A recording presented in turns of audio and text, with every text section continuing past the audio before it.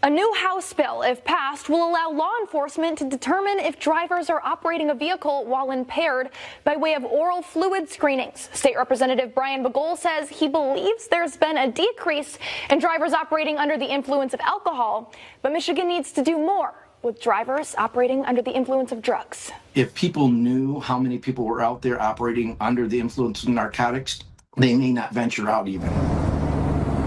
A handheld instrument by a swab of the mouth will enable officers to complete real-time testing to see whether the driver in question has drugs in their system. In 5 minutes, it'll tell you if the subject is under the influence of methamphetamine, amphetamine, cocaine, heroin, cannabis or THC, and benzodiazepine. In 2016, Michigan put into motion pilot programs permitting oral fluid screenings roadside. Now, modeled after Michigan, over 20 states have oral fluid authorization written into law. The National Transportation Safety Board has recommended that Michigan adopt these practices of the oral fluid testing on the roadside to improve the safety on our streets.